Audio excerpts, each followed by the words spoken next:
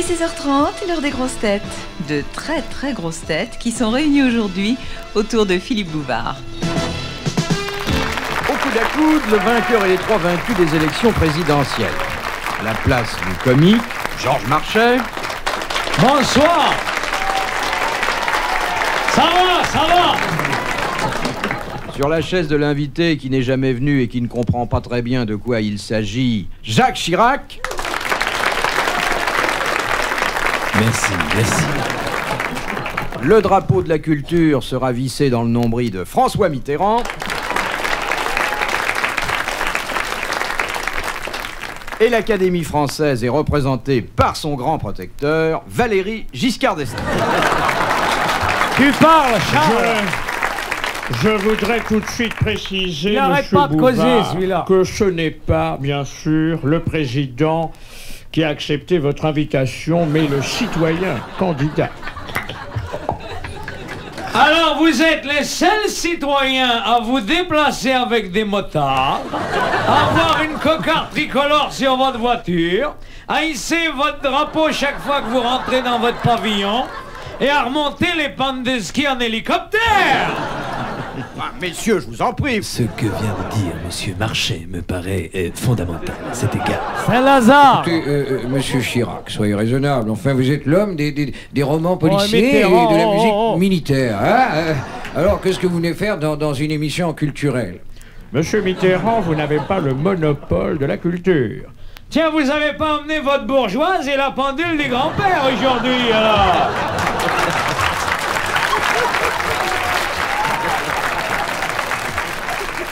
Première question de Madame Mouchabeu de Vesoul, qui a dit, en parlant d'un de ses amis, il a si mauvaise haleine que lorsqu'il mange du poulet, il croit que c'est de la bécasse. Est-ce que c'est un homme politique qui s'adresserait à un autre homme politique, par exemple? Ben moi, ça m'étonnerait, parce qu'on peut pas se piffer les uns les autres, alors... C'est exact. Le gong vient de retentir, voici la réponse. Cette citation est d'Aurélien Scholl. Mais qui c'est celui-là? Vous l'avez peut-être rencontré quand vous fabriquez des Messerschmitt en Allemagne, monsieur Marchais. Ah non, non, non, là, je regrette, non. Je permets pas à celui qui a inventé le joguinge dans les jardins de l'Observatoire de mettre en doute ma conduite pendant l'occupation. Et monsieur Marchais qui parle de mettre en doute. Oh, écoutez, vous le petit télégraphiste, hein, essayez d'apporter des nouvelles plus fraîches, hein. Question de Monsieur Brialy de Saint-André-les-Verges. Un copain, Qui a dit, Chazot. quand on inaugure une statue à son effigie, on regarde les pigeons d'un autre œil. En tant que maire de... Ouais, de quoi? De Paris. Maire de Paris, oui, je Ah veux bon? dire que... J'ai eu peur, là. fait détruire tous les pigeons de la capitale. Ben, il en reste quand même encore un certain nombre pour voter pour vous. Des pigeons futés, bien sûr. Vous comprenez, monsieur Marchais, pourquoi je me suis débarrassé de Chirac au bout de 2 ans.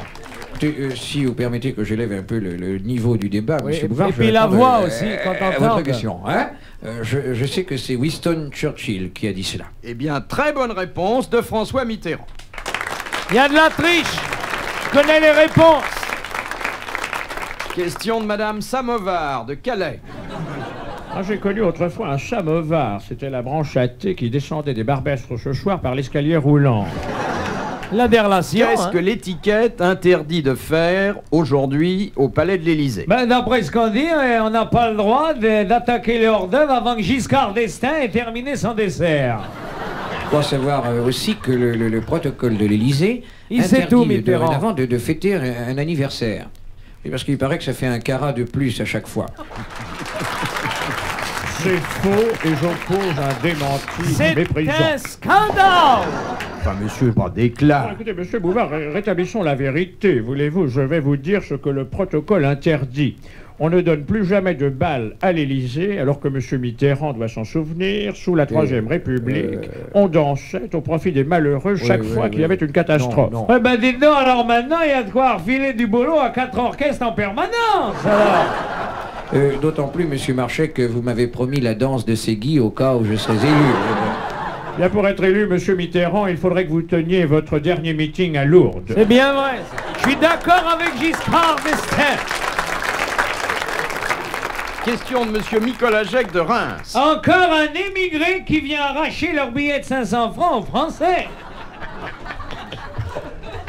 Écoutez, monsieur Marchais, quand on mène une existence de grand bourgeois et avec soi-disant 3000 francs par mois... Vous, le Châtelet, la ferme. Attention, vous allez réveiller Mitterrand.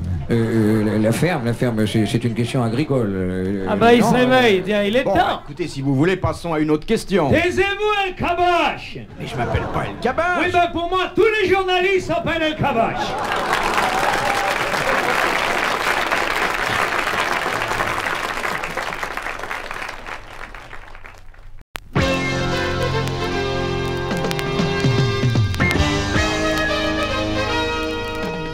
Et ce sont toujours les grosses têtes de Philippe Bouvard, avec Georges Marchais, avec Jacques Chirac, avec Valéry Giscard d'Estaing et avec François Mitterrand.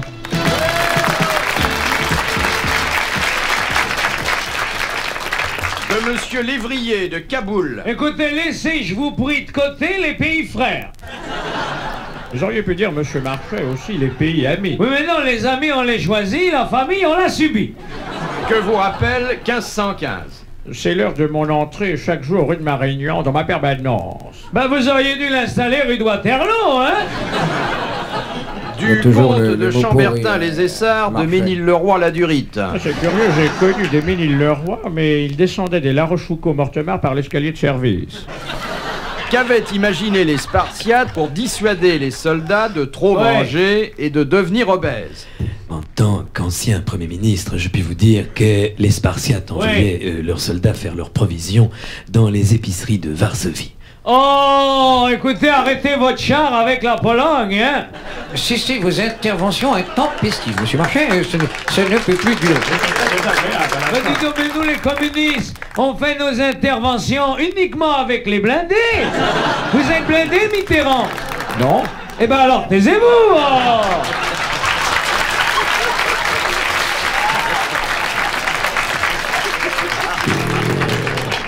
Philippe Bouvard, si vous voulez, je vais aussi un peu tenter d'élever le niveau. Ouais, vas-y, Un peu la essaye. voix aussi. Oui, je vais élever la voix aussi. Je sais ce que les Spartiates faisaient pour que les soldats gardent leur ligne. Ils les faisaient défiler tout nus dans les rues. Excellente réponse. Oh. Moi, je m'en vais, hein? Non, c'est peut-être une bonne réponse, mais moi, j'ai dit que jamais De Gaulle aurait fait ça. Pas vrai, monsieur Chirac? Écoutez, je ne sais pas, je suis trop jeune, De Gaulle connaît pas. Ben exact, le seul vrai gaulliste ici, c'est moi. Enfin, qui c'est qui est pour la force de frappe? Contre l'Europe, pour le Concorde, pour les bulldozers dans les foyers d'émigrés. Quelques questions en vrac très rapides pour détendre un peu l'atmosphère, si vous le voulez bien. Que s'est-il passé en 1882? Et c'est l'année où Lynn Renault s'est inscrite au RPR. Écoutez, monsieur Chirac, je regrette, mais ce que vous venez de dire d'une de nos plus vieilles chanteuses est indigne et, j'ajoute, méprisable. Et ta sœur?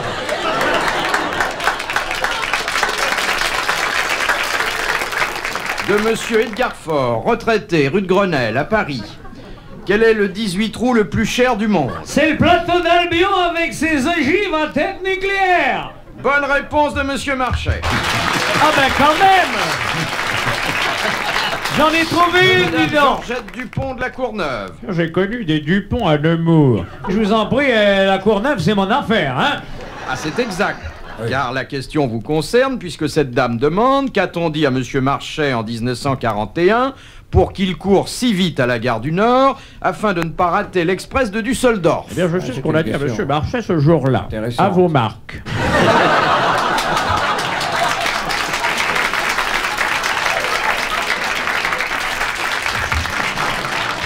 Non, vous n'allez pas vous y mettre, vous aussi. Enfin, qu'est-ce que mon passé a à voir avec le futur de la France? Et à cet égard, c'est fondamental. Et en tant que député député de la... de la Vienne. Non, pas de la Vienne. Du Cantal. Non, De la Corrèze. De la Corrèze, oui. Ça y est, ben, je vais vous dire, Chirac il a tellement de mandats, il pourrait ouvrir un bureau de poste à lui tout seul.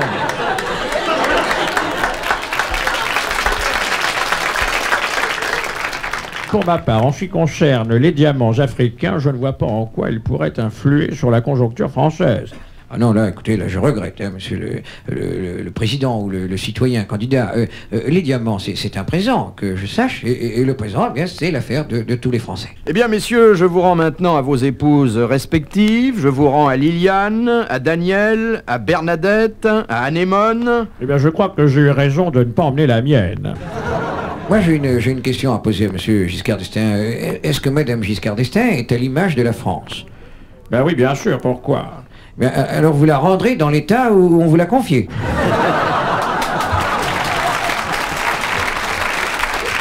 Eh bien, messieurs, Allez, fermons bravo, le vous banc. avez été très brillants, plus dans le domaine de la politique que dans celui de la culture. Bravo, merci, à la prochaine fois.